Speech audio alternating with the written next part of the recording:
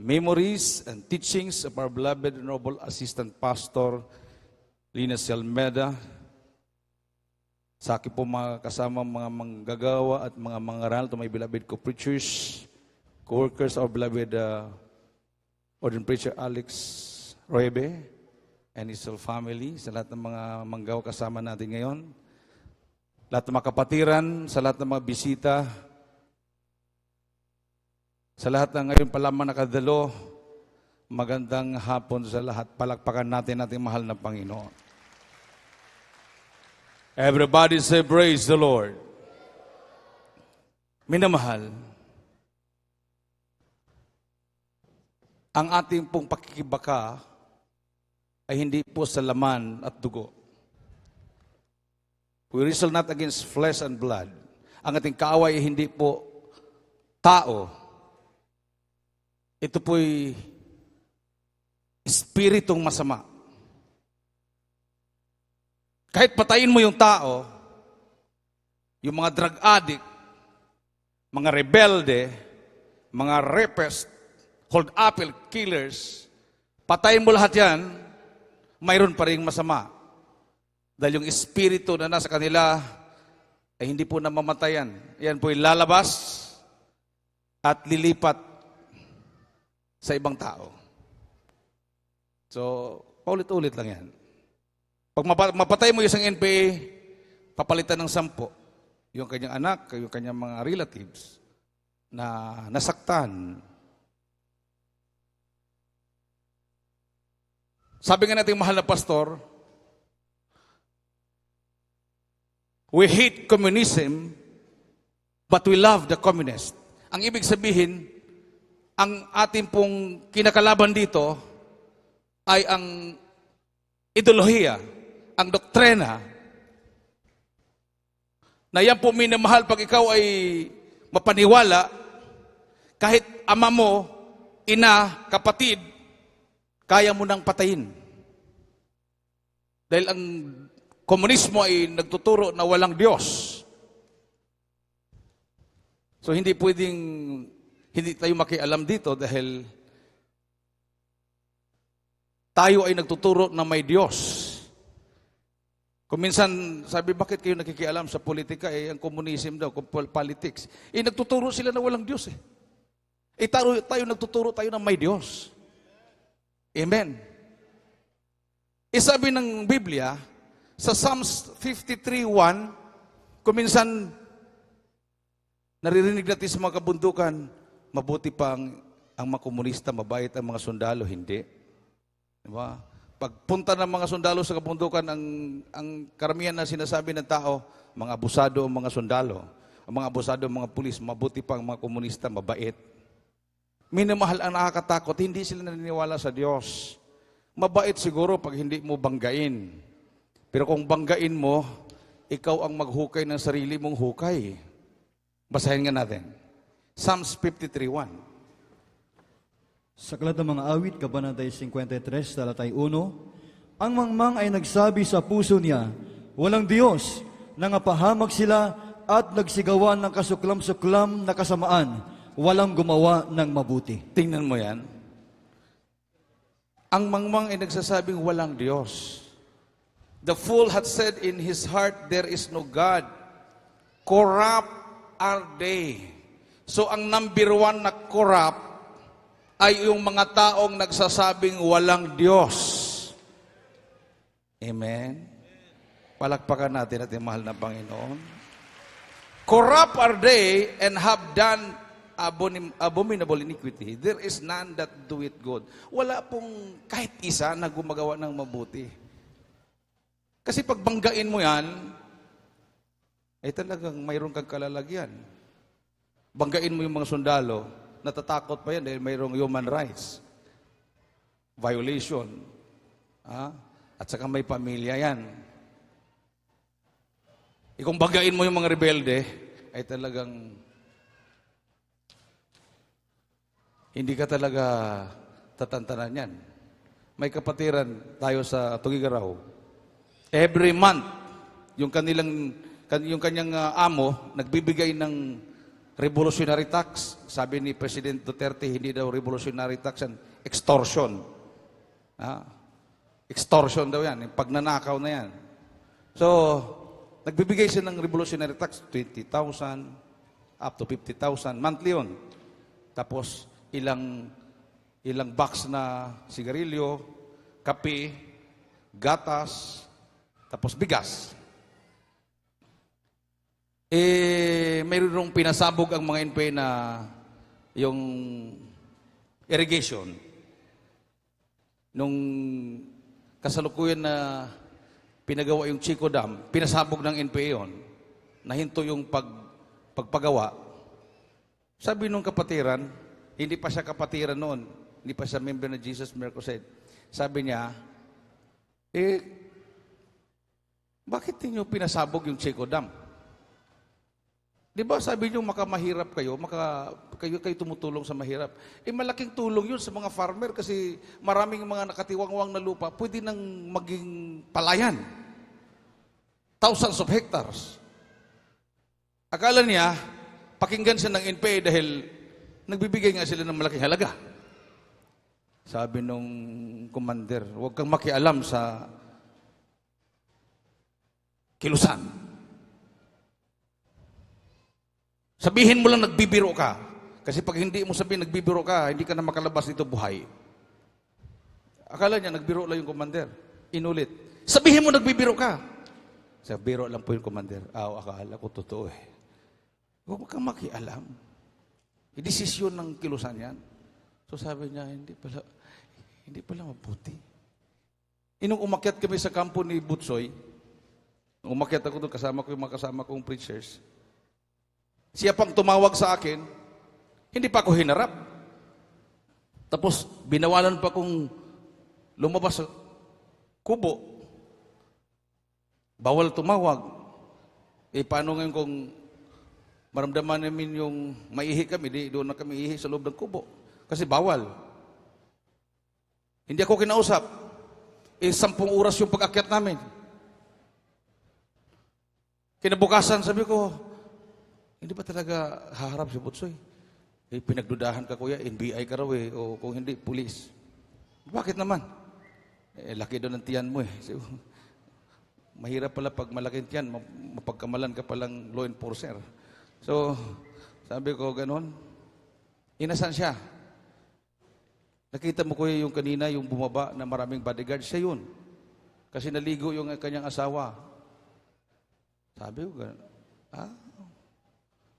patay kung patay. Prinsipyo ko sa buhay, patay ngayon, patay bukas, parehas lang.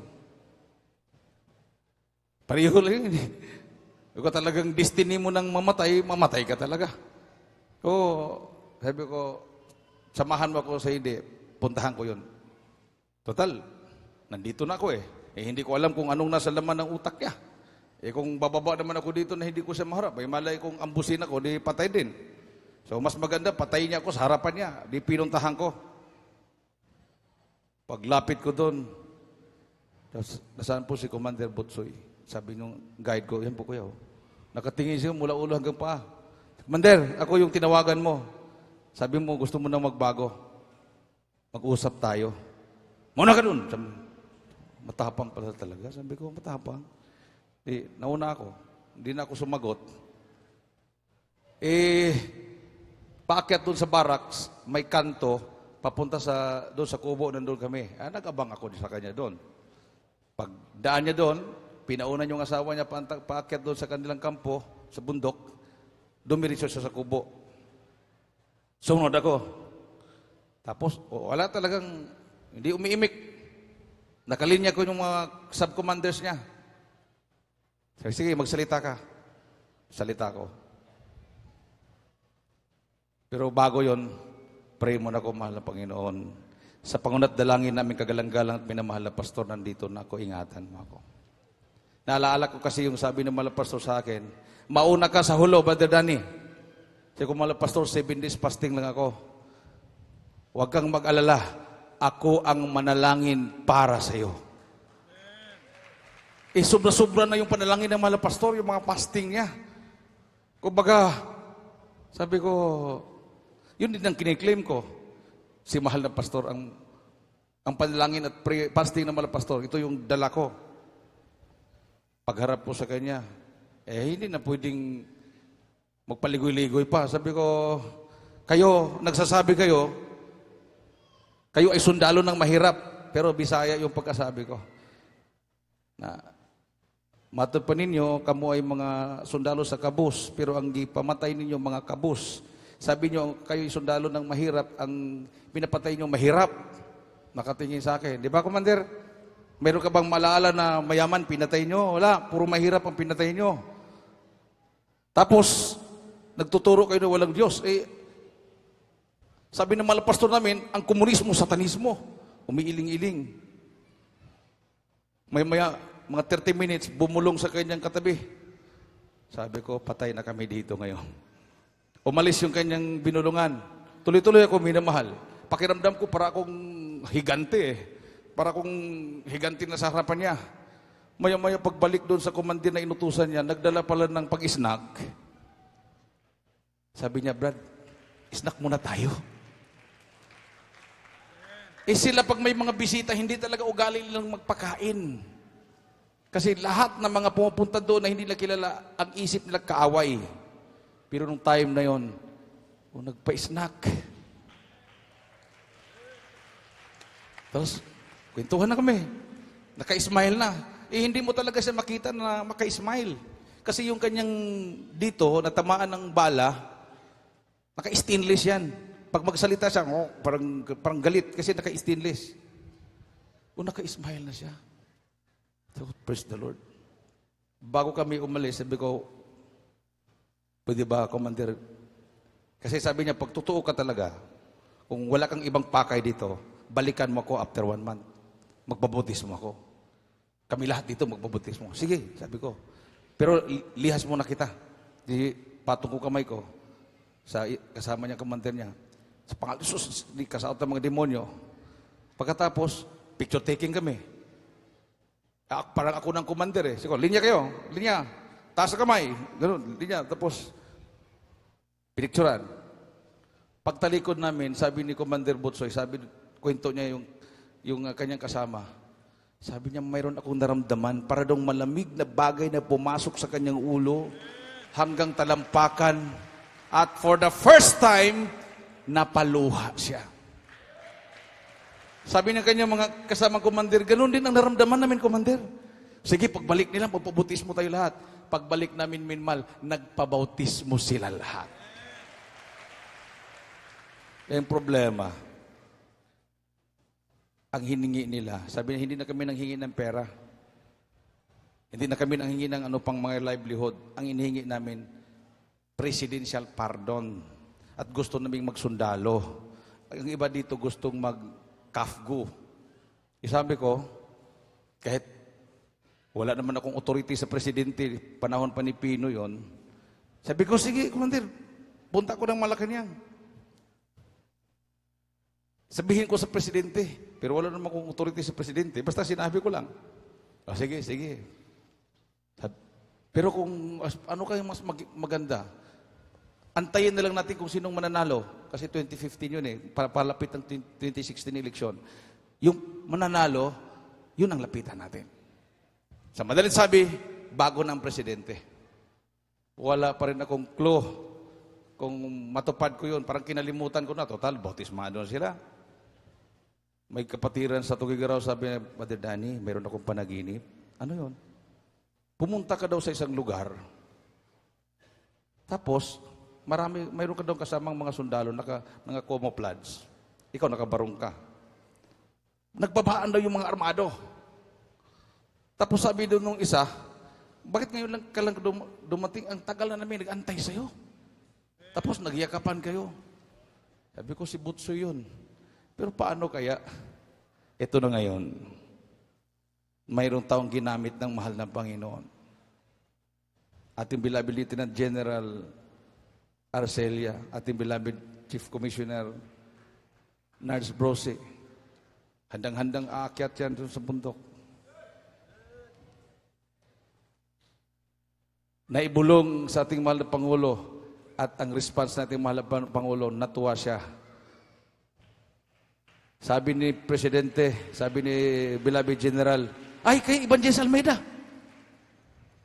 Minamahal, sikrito pala, naggrabe ang paggalang ng ating mahal na Pangulo sa mahal na pastor. Isang malakas at matunog na palakpak para sa ating mahal na Pangulo. Tama na yung patayan. Kasi pag hindi ito minamahal, mahinto. God forbid. Bago nagdeklara si Duterte ng martial law, sinabi ko na kay Al Jacinto yan, publisher ng Mindanao Examiner, meron akong panaginip. Nagdeklara ang presidente ng martial law. Hindi lang Mindanao yun sa panaginip ko, buong Pilipinas. Nagkaroon ng civil war. Daming patay. Maraming patay talaga. Pag sabing civil war, mga civilian to civilian na ang magpapatayan. Sabi nung NPA na baptized na sa atin sa Marac Valley, nagtanong ako sa kanya, sa panahon ninyo, noong 1980s, panahon ni Marcos, panahon ni Cory, ikumpara sa panahon ngayon, saan ang pinakamaraming NPA? Sabi niya, ngayon. Di nasyak ako. Sabi ko, paano? Nangyari. Noon, makikita mo talaga, nagdadala ng armas yung mga NPA, pumupunta sa mga baryo. Ngayon, parang wala kang makikita. Sabi niya, yan ang alam mo. Noon kami, nahirapan kami mag-recruit kasi pag nagre-recruit kami mismo nagre-recruit. Sabi niya, nagdadala kami ng armas. Ngayon, ang nagre-recruit, walang dalang armas. Mga NGOs, sabi niya. Pagdating ng gera, aakyat lahat sa bundok yan. At ambus. Daming ambus yan kasi walang armas. Aakyat sa bundok, walang armas. So, ano gagawin? Ambusin yung mga sundalo para may armas sila. Sabi niya, mas marami ngayon kaysa noon. Kasi noon, controlled.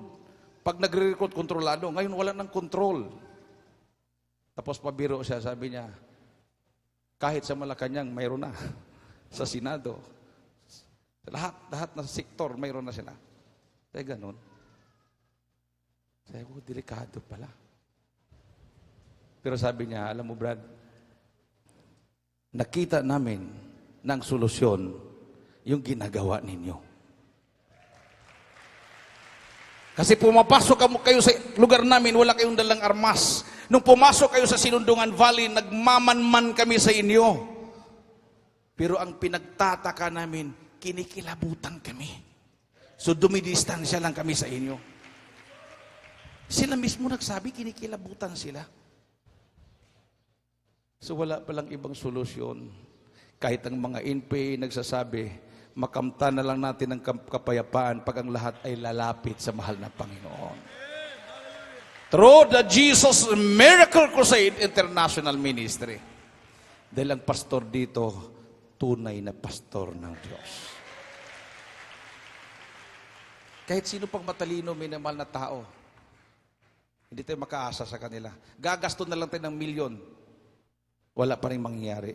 Sa Isaiah 9:6, napakalinaw po dyan. Basahin nga natin ng Isaiah 9:6. Dito po sa maglat ng Isaiah, Kabanata 9, ang talata po ay 6. Sapagkat sa atin ay pinanganak ang isang bata, sa atin ay binigay ang isang anak na lalaki, at ang pamamahala ay maaatang sa kanyang balikat, at ang pangalan ay tatawaging Kamangha-mangha, Tagapayo, Makapangyarihang Diyos, Walang hanggang Ama, Pangulo ng Kapayapaan. Pangulo ng Kapayapaan. So, pag wala si Kristo, kahit anong gawin, paano mag-usap-usap ng kapayapaan? Walang kapayapaan yung nag-uusap. Baka magulo pang pamilya niya yung mga nag-uusap. Paano sila mag-uusap ng kapayapaan? Sila mismo walang kapayapaan. Ang totoong magdadala ng kapayapaan, yung mga naniniwala kay Kristo, dahil si Kristo, Pangulo ng Kapayapaan. Ibig sabihin yung mga Christ believers, mga tunay na Kristiyano. Minamahal, pagiging Kristiyano, hindi po ito sabihin mo sa tao, ako Kristiyano ako. Alam mo Brad, ako born again ako. Hindi na kailangan eh. Sabi ng Bible, ang word na Christian, hindi po ito sinabi ng mga unang Krisyano kami. Sila po ang tinawag na Krisyano. Unang-una tinawag silang Krisyano sa Antioch. Tinawag silang Krisyano. Mayroong tumawag sa kanila. Ang tumawag sa kanila, hindi mananampalataya. Ang ibig sabihin, hindi na kailangan sabihin mo sa tao, Krisyano ako, born again ako. Ang mga tao mismo ang magsasabi dahil nakikita sa buhay mo. Dati ikaw ay lasinggero, dati ikaw ay tomboy, bakla, hallelujah, ikaw ay mamatay tao, dorogista. Tapos nagbago ka, sabihin ng mga tao, Kristiyano siya. Amen. Ang nangyayari ngayon, nagdidebate. Sino bang tunay na Kristiyano sa atin? Ako ang Kristiyano. Hindi, Kristiyano ako. Hindi na kailangan eh. Ang mga tao mismo na hindi naniniwala sa Diyos ang magsabi, Kristiyano ka dahil nakikita sa buhay mo. Amen? May sumulat sa akin sa Cagayan de Oro, nasa sa Cagayan de Oro, hilig sa debate. Sabi niya, resolve. Siya mismo ang nagbigay ng topic. Sabi niya, resolve. Number 1, patunayan mo na ang Jesus Miracle Crusade ay tunay na iglesia. Number 2, patunayan mo na ikaw ay tunay na Kristiyano. Tapos, pinadala sa akin ng kanyang nanay na nabaptize sa atin. Debater talaga siya. Sabi, Brad, pag-aralan mo daw yan, 1 linggo daw ibigay sa'yo. Bakit? Galing sa anak ko yan na nag-aral sa theology. Matalino yun, Brad. Walang nakatalo sa debate yun. Binasa ko. 1 linggo, pag-aralan ko. Oh, Brad, kung hindi mo daw kaya, 2 linggo. Sabi ko, sabihin mo sa anak mo, bukas, pumunta na siya dito. Sigurado ka ba do? Kahit nga, tawagan mo ngayon, papuntahin na dito siya dito. Naku, kinabukasan, nainis. Pumunta sa pastoral. Pagharap sa akin, sabi, Brad, sabi ng mama, pinapunta mo ako ngayon. Ang yabang mo ah. Sabi ko, ang dali naman i-prove yan eh. Saan bang una? Tunay na iglesia o tunay na Kristiyano? Sabi niya, ikaw Brad, saan dyan? Kuha ako ng picture. Pinakita ko si Brother Arnel Piolino. Nakita mo yan, na Corinti? Ha?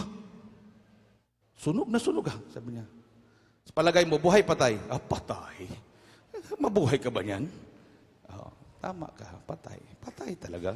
Dinala sa United Doctor Medical Center kasi na Corinti yan, malapit dun sa harap ng UDMC. Naglagay ng streamer, na kuryente, hulog, ulo pang nauna, patay talaga. Pagdating sa ospital, dead on arrival. Tapos pinakita ko sa isang picture. Ayan. Tumayo doon sa lunita, nagpatotoo. Tingnan mo ngayong mukha kung magkapareho ba. Sabi niya, ito ba siya? O yan. Ito siya. Yan. Nabuhay. O nabuhay. Tinawag sa aming mahal na pastor. Through telephone, gumalaw. Tapos sabi, gusto ba kitang, sabi ng kapwa mong gagawa, ipasok ospital, umiling-iling. Dinala sa pastoral. Just in 1 week naka-recover. Ang kanyang kaluluwa dinala na sa langit. Sabi ng Diyos sa kanya, hindi ka kasi nag-iingat, anak. Bumalik ka. At sabihin mo sa iyong pastor, nalulugod ako sa ginagawa niya. O ano mang ginagawa natin, mahal na pastor? Nag-aayuno, nagpupuri. Halos hindi natutulog. Ako mismo, saksi ako niyan, minimal. One time, na-assign ako sa telephone, sa sala, sa Novaliches, sa Rolling Hills. Inassign ako ni Bilad Mamande sa sala, sa telephone. Nakita ko mahal na pastor, nakaluhod, mayroon siyang luhuran. Doon nakaluhod. Natulugan ko, nagisingan ko, nakaluhod pa rin. Tapos pag maantok siya, tayo, hallelujah, hallelujah. Tapos luhod na naman. Hindi pala natutulog. Puro luhod. Sabi ko, yung pala grabe himala. Sabi ko sa kanya, ikaw nagsabi kanina patay. Ngayon, ikaw nagsabi, yung picture na yan ng patuto, siya yan, buhay. Ang tanong ko ngayon sa iyo, sinong nagbuhay sa kanya? Kaya ba ni Satanas magbuhay ng patay? Nag-isip ng malalim. Sabi niya, siyempre ang Diyos ang bumuhay sa kanya. Ngayon, ibig sabihin, pinakinggan ng Diyos ang panalangin naming mahal na pastor. Sabi ng Biblia, hindi pinakinggan ng Diyos ang panalangin ng mga masama. Kung pinakinggan, ibig sabihin, tunay na Kristiyano. Pag tunay na Kristiyano, tunay na iglesia. Kasi ang iglesia, hindi po yan reliyon, hindi po yan building, kundi yan ay mananampalataya na totoong naniniwala sa Diyos. O ano pa? Ano pang debatihan natin? Sabi niya, Brad, mayroon akong pupuntahan. Umalis. Wala nang debate. Patutuo. Bawat Kristiyano may patutuo yan, minamahal. Pag ikaw ay walang patutuo, hindi ka Kristiyano. Amen. Yung unang mga Kristiyano, unang mga apostol, bakit? Mayroon ba silang Bible dala? Mas maganda nga ngayon, mayroon na tayong dalang Bible. Nung unang panahon, naka-scroll lang yan eh. Kung dalhin mo lahat to, ilang scroll kaya? Sila'y nangangaral through Holy Spirit, nagsasalita sila.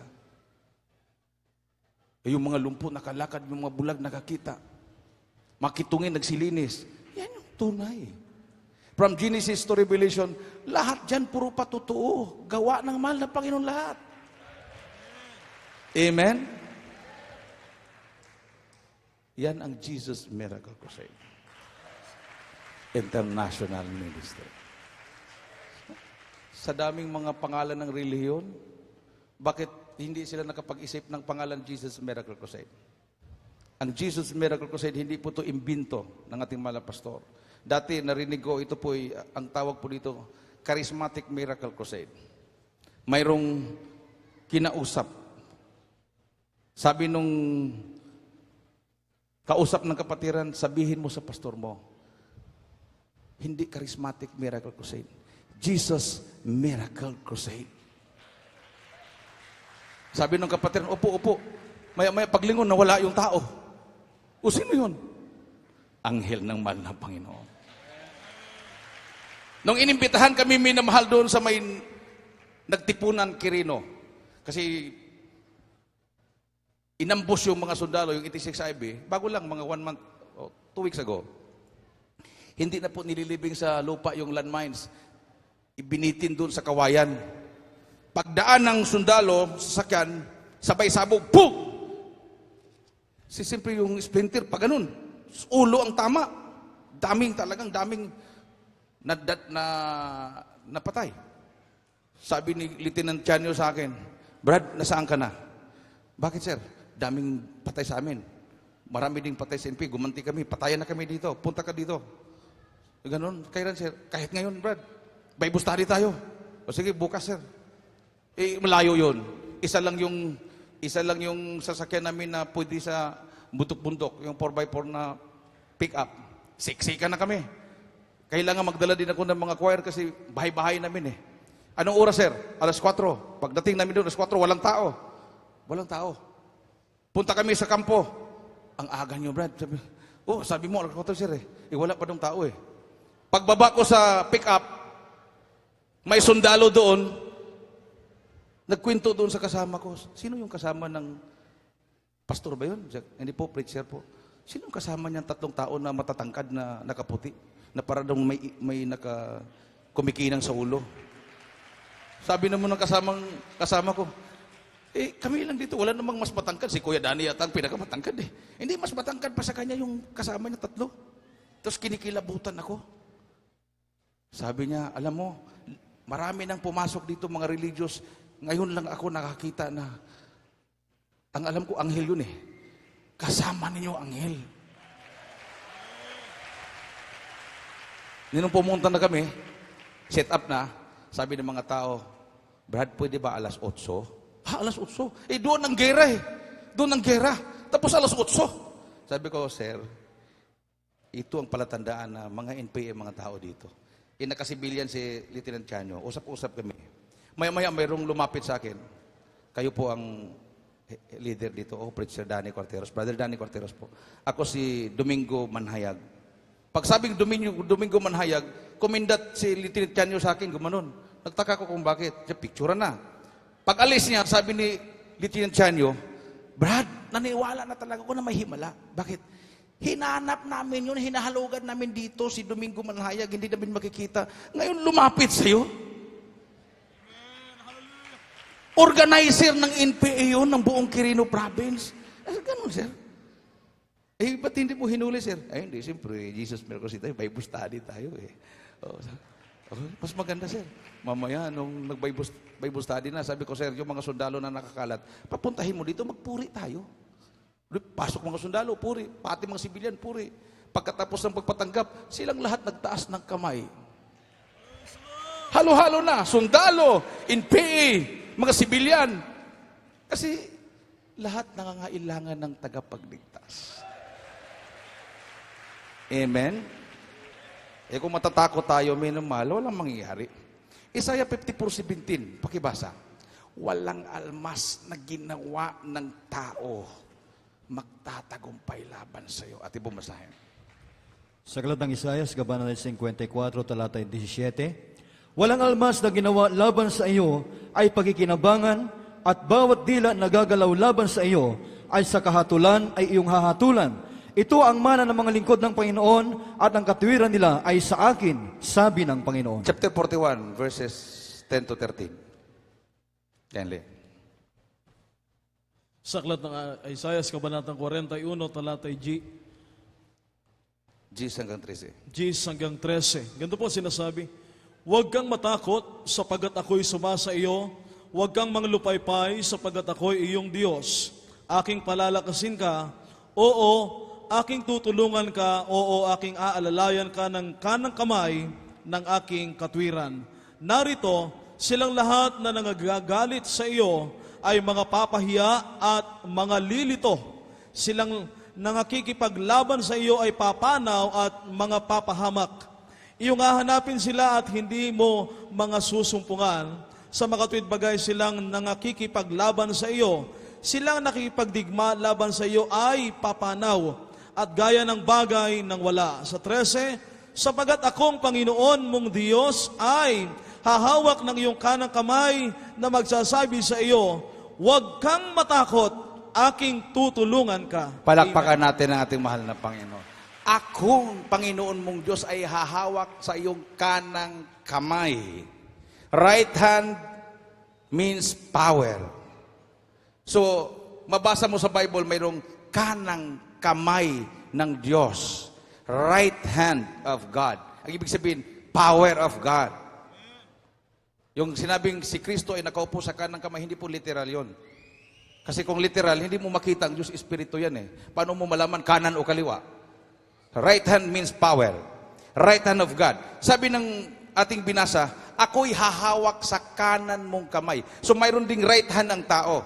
Ibig sabihin, mayroong kapangyarihan na binigay ng Diyos sa tao. Mayroon ka ng kapangyarihan. Tapos hahawakan pa ng mahal na Panginoon yon, dadagdagan pa niya. O sino magtatagumpay laban sa iyo? Amen? Isabi ng Biblia, sa pangalan ni Jesus, si Satanas, palayasin natin. O sino pang mas makapangyarihan kay Satanas? Yung demon possessed, yung mga komunista, mga rebelde, yung mga Abu Sayyaf. Gusto kaming barilin. Talagang gumaganon yung ngipin la. Sabi ng pastor, "Pibros in Jesus' name, Jesus' name." Wala. Yung kamay ng isa ni Malo Pastor hindi na may taas. Isa na lang. Gusto pa nilang gapusin. Gusto pa nilang lagyan yung bibig ng Malo Pastor ng tila para hindi daw makasigaw ng aliluya. Dahil pag nagtaas daw ng Malo Pastor ng kamay, aliluya, aliluya, para daw silang nawalan ng lakas.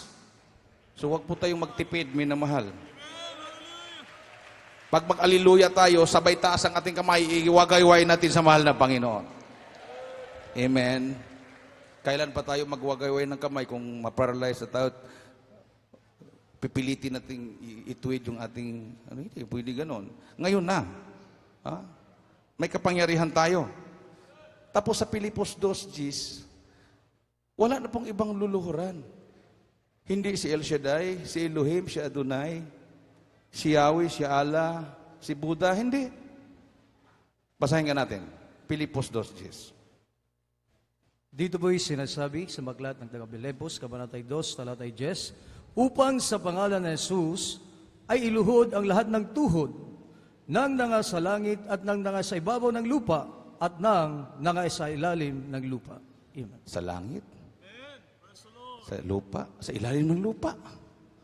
Isa lang ang pangalan. Nuluhuran. Jesus. Sabi nila, bakit kayo tinataas yung Jesus Miracle Crusade International Ministry? Hindi po namin tinataas yan, minamahal. Pagtanggalin mo yung Jesus Miracle Crusade International Ministry lang, alisin mo yung Jesus, walang kwenta po yan. Miracle Crusade International Ministry. Palitan mo na ng pangalan ng tao, walang kwenta yan. Nakalagay Jesus eh.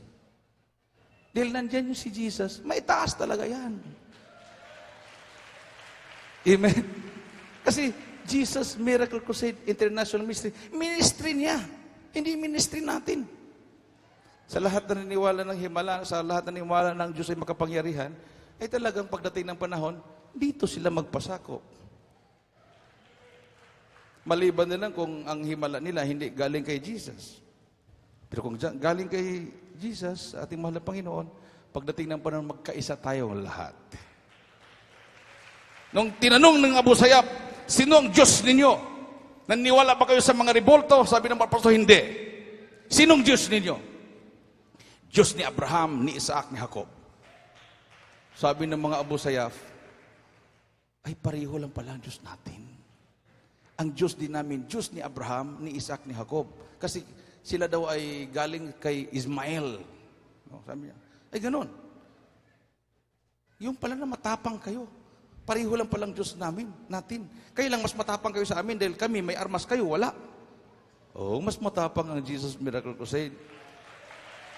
Tayo ang pinakamatapang. Amen. Gumawa ng kabutihan. Tayo din ang pinakaduwag. Gumawa ng kasamaan. Amen. Dahil ang tunay na Kristiyano, kahit lamok, hindi mo na kayang patayin. Sabihin mo na lang sa lamok, mok, busog ka na, lumipad ka na, baka mapatay pa kita. Palakpakan natin yung mahal na Pinoon. So paano tayo mapabilong sa tunay na gawain ng mahal na Pinoon? Huling talata. Acts chapter 19 verses 1 to 6. Nabanggit po ng ating beloved Brother Nards yan. Ano? Magpabautismo ako? Bautismado na ako. Maliban pa, pare siya. Matalino. Profesor. Minamahal. Kung debatihan pa natin yan, dapat makipagdebate din yung mga alagad ni John the Baptist. Kasi si John the Baptist ang nagbautismo kay Kristo. Tapos, ang mga alagad niya, inulit, binautismuhan ni Pablo at ng mga apostol. Makikdebate sana sila, bakit mo kami bautismohan uli? Si Kristo nga, si John the Baptist ang nabautismo eh. Pero hindi. Dahil gusto nilang maligtas. Gusto nilang magkaroon ng kapangyarihan na labanan si Satanas. Ating pong basahin, huling talata. Sa Aklat ng Mga Gawa, Kabanatang 19, ang talata ay 1 hanggang sa 6.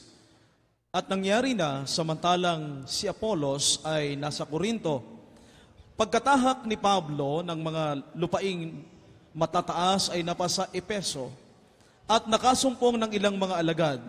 At sa kanila'y sinabi niya, tinanggap ba ninyo ang Espiritu Santo na kayo'y nagsampalataya? At sinabi nila sa kaniya, hindi. Hindi man lamang namin narinig na may ibinigay na Espiritu Santo. At sinabi niya, kung gayo'y sa ano kayo binautismuhan? At sinabi nila, sa bautismo ni Juan. At sinabi ni Pablo, nagbabautismo si Juan ng bautismo ng pagsisisi, na sinasabi sa bayan na sila magsampalataya sa darating na sa hulihan niya, sa makatuwid bagay kay Jesus. At ang kanilang marinig ito, ay nangagpabautismo sila sa pangalan ng Panginoong Jesus. Sa 6, at nang maipatong na ni Pablo sa kanila ang kanyang mga kamay, ay bumaba sa kanila ang Espiritu Santo at sila'y nagsipagsalita ng mga wika at nagsipanghula. Amen. Palakpakan natin ang ating mahal na Panginoon. Minamahal, Sinabi ko, pangpito ko na to. Born again, again, again, again, and again. Pagpitong again to. Pero nung ako'y nabautismuhan sa tubig sa pangalan ng Panginoong Hesus, naramdaman ko at nakikita ko, totoo na akong born again. After baptism, pag-akyat namin doon sa stage, dahil naglihan sa mga pastor, umakyat ako. Naglihan pang 30 yata, 40, 7 days yung crusade sa Baguio eh. Basta hindi ko na pinansin yung nagpatong-patong sa akin, basta ang diretso ko sa mga pastor. Maraming nakalinya, nagpatong. Maya-maya, nung malapit ako kay mga pastor, nasagi yung paa ko. Paglingon ko, may gumagapang na nagdadala ng scratches. Ginagano niya, nasagi yung paa ko. Sabi ko, ako siguro gagaling, 7 na kasunod sa akin, ang liliit ng paa, hindi gagaling to, imposible na to. Paglapit ko kay mga pastor, pagpatong niya, nakapikit ako minamahal, ang nakita ko yung, instead na foggy yung langit, ang nakita ko blue, tapos biglang nag-crack, parang nag-crack siya, pag-crack, tumagos yung aking paningin, tapos lumabas yung kidlat, tumama sa katawan ko, umikot yung parang apoy, kidlat. Tapos natumba ko. Pagkatumba ko, biglang bumuka yung bibig ko, hindi ko mapigilan, parang gumalaw yung dila ko. Hallelujah, hallelujah, hallelujah. Hindi ko mapigilan yun. Nagsasalita yung dila ko, hindi ko mapigilan. Tapos talagang pinigilan ko dahil nanginginig ako habang natumba ko minamahal.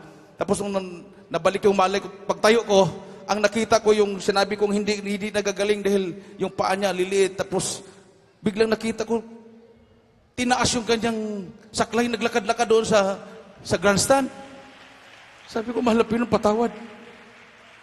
Kahit pala yung mga imposible na talaga, pwede palang ituwid na mahal na Pinoy nun. Sabi ko, mahal na Pinoy, kahit ang pag-aaral ko, kahit ang ambisyon ko, iwanan ko na magpagamit ako sa iyo. Yan ang nangyari. Nawalan akong gana mag-aral. Mag-exam kami. Ang isagot ko, Hallelujah, praise the Lord, Hallelujah. Scholar ako ng gobyerno. Working student ako, nag-apply ko ng scholarship. Ang Development Bank of the Philippines ang naggasto sa akin. Pero iniwanan ko lahat yun. May offer sa akin na pag-graduate ko, kukunin akong instructor, mag-masteral abroad, iniwanan ko lahat. Kasi nakita ko, totoo ang Diyos dito. Pagpasok ko sa Manila, naghugas ako ng plato. Hindi naman ako naging preacher kagad. Ayaw kong maging preacher. Pero mahal Pinon ang nagtawag. Sa mga baguhan, now is the day of salvation, now is the accepted time. Huwag po kayong manatili dyan sa upuan. Dalhin po ninyo lahat ng mga baguhan dyan, lahat ng mga kapatiran. Hindi lang po tayo dumalo dito para makinig. Tayo po'y kumilos. Kung bawat isa sa atin magdala ng kaluluwa, linggo-linggo minamahal, matutuwa ang mahal ng Panginoon sa atin. Bakit maraming nabackslide? Bakit maraming lupaypay? Dahil hindi po sila nagsikilos. Humayo kayo at ipatutuon ninyo ang mga kabutihang bagay na nangyari sa buhay ninyo. Hindi kayo mabuburing sa paglilingkod. On fire kayo araw-araw, minamahal. Hallelujah. Ating pong beloved General, ang ating pong beloved Brother Nards. Hindi namin alam kung anong mangyayari sa amin. Pero alam namin, back up kami ng prayer ng ating kagalang-galang at minamahal na pastor. Nakadeposito na sa langit lahat na prayer niya. We-withdrawin na lang namin. Palakpakan natin ating mahal na prayer. Tumayo po tayo lahat. Lumapit po kayo dito sa harapan. Lahat ng mga kapatiran, huwag po kayo manatili dito sa upuan. You need revival. Kailangan din yung ma-revive. Pag hindi na kayo nagbunga sa inyong paglilingkod, ibig sabihin, umaatras na kayo. Mayroon na kayong agam-agam. Ang sabi ng malapastor, dapat 100% na pananampalataya. 100% na paglilingkod sa ating Diyos na buhay. Samahan natin ang mga baguhan. Dito kayo sa harapan. Habang nandito tayo sa harapan, minamahal, itaas po natin ang ating mga kamay habang tayo nagpupuri sa mahal na Panginoon. Lahat ng mga kapatiran, baba po kayo sa grandstand. Diyan sa riser, diyan sa mga upuan. Lapit po kayo dito. Para paglabas po ninyo, minamahal, pagkatapos ng ating krusada, daman-dama din ninyo ang presensya ng mahal na Panginoon. Bagong kalakasan. Panibagong commitment. Kailangan pa ba may palo? Katulad sa akin. Dahil sabay-sabay yung mga anak ko nagkasakit. Sabi ko, mahal na Panginoon, pagalingin mo lang itong mga anak ko. Kahit saan mo ako dalhin, sasama ako. Pupuntahan ko yan. Kahit sa gitna ng bundok, kahit sa ilalim ng iungib, kung may tao doon na nangangailangan ng kaligtasan, pupuntahan ko, mahal na Panginoon. Sabi ng mahal na pastor, gawin natin ang lahat na bagay galing sa ating puso. Kasi pag galing sa ating puso, hindi po tayo manlupaypay. Huwag po kayong magkumpiyansa sa inyong paglilingkod.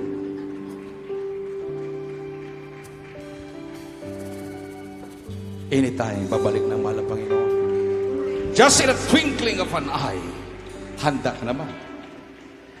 Hindi po tinitingnan kung gaano katagal ang paglilingkod mo sa mahal na Panginoon. Ang tinitingnan ng mahal na Panginoon ngayon. Now is the day of salvation.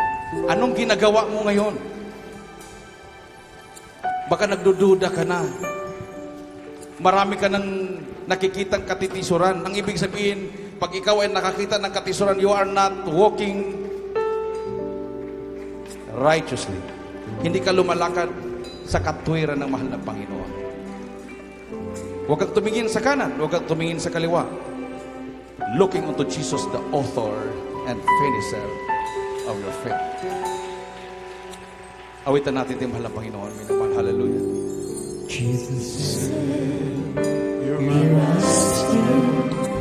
Itaas natin ang ating mga kamay, minamahal. Huwag tayong parang nanonood na lang. Hallelujah.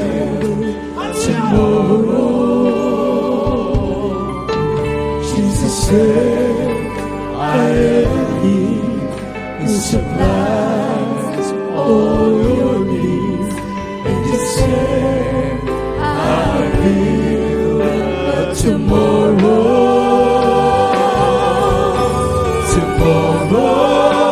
I give my life tomorrow. I thought about today, but it's so much easier to say. Hallelujah!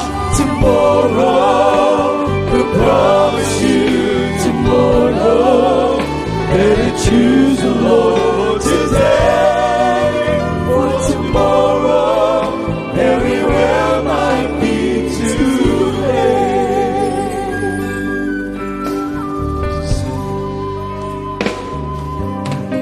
Jesus said, here I stand, won't you please let me in? And you said, I will tomorrow. Jesus said, I am He who supplies all your needs. And He said, I will but tomorrow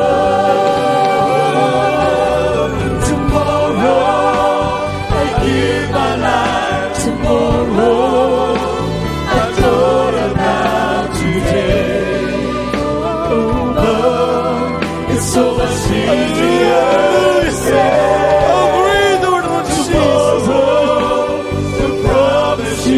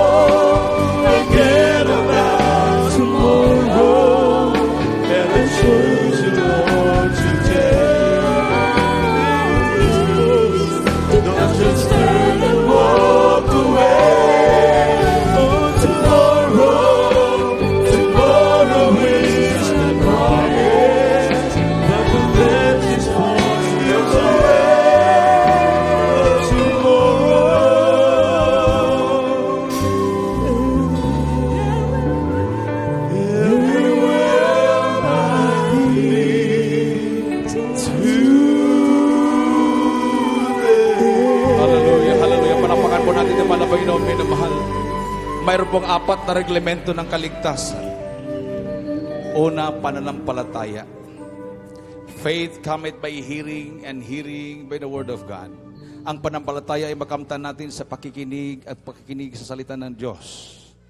Alam ko lahat ngayon nagkaroon na ng pananampalataya. Mula kanina sa lahat ng mga patutuo, minamahal. Gawa ng mahal na Pinoon lahat. Pangalawa, ang pagsisisi. Ang pagsisisi ay pagtalikod sa lahat ng masasamang gawa at lumakad sa katuwiran ng mahal na Panginoon. Pangatlo, bautismo sa tubig sa pangalan ng ating Panginoong Jesucristo.